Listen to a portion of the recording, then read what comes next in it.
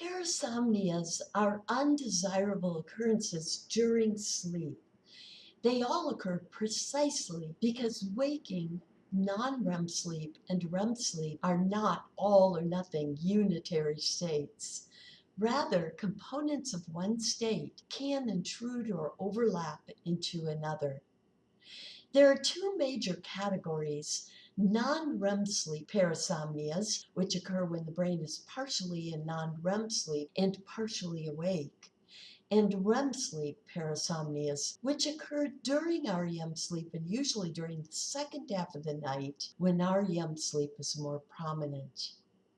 There are 5 parasomnias that occur when the sleeper is partially in non-REM sleep and partially awake.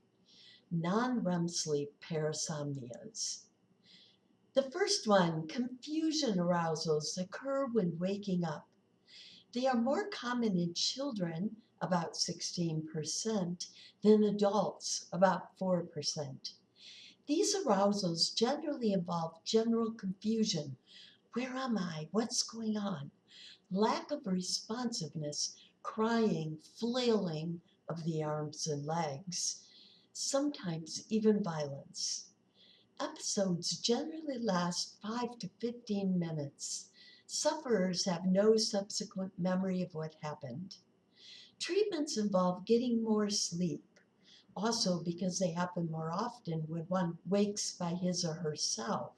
Scheduled awakenings sometimes help. This involves waking the person about 15 minutes before they typically wake up. In more extreme cases, when other treatments fail, medication can be prescribed. Number 2, somnambulism is otherwise known as sleepwalking. This is not what most people think it is.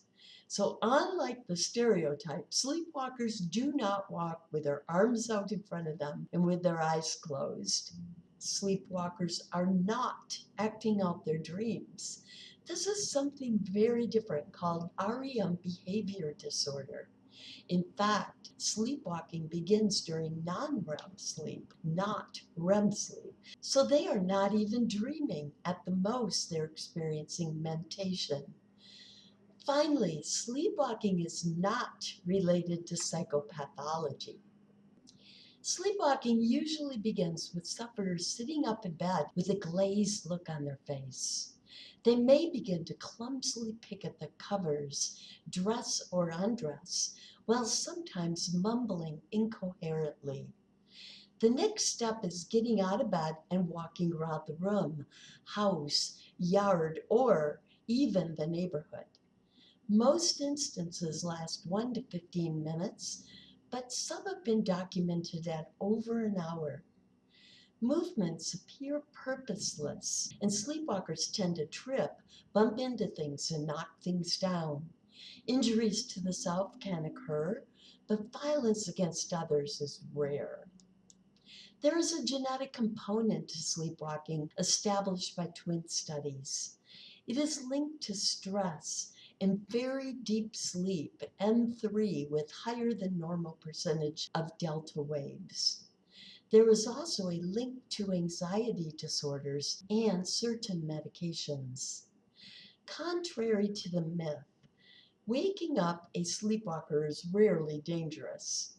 However, it can cause him or her confusion and defensiveness, so sometimes people prefer to let them continue and simply keep them out of harm's way. Sleepwalking is outgrown over time, thus it is most common in small children, less likely in adolescents, rare in adults, and virtually does not appear to occur in elderly. While waiting for one to outgrow sleepwalking, steps can be taken to assure their safety. For instance, you can take steps to prevent them from leaving the house. You can reduce their stress, and if their episodes are potentially dangerous, have medications prescribed.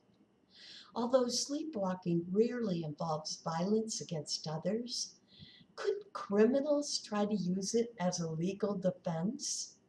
Certainly in the United States, one can only be responsible for a criminal act if they know what they are doing. Interestingly, those who are prone to sleepwalking can be induced to do so when sleeping, while those who are not thus prone cannot be. Combine this with the fact that somnambulism only occurs in M3, and it is impossible to fake delta brainwaves. Thus, some criminals have tried to fake such a defense and failed because it is easy to identify a false claim in a sleep lab. On the other hand, sleepwalking in some rare cases has resulted in violence. Again, this is easily verified in the sleep lab. Then, instead of being prosecuted for a crime, the person is required by law to get professional help for their sleepwalking problem.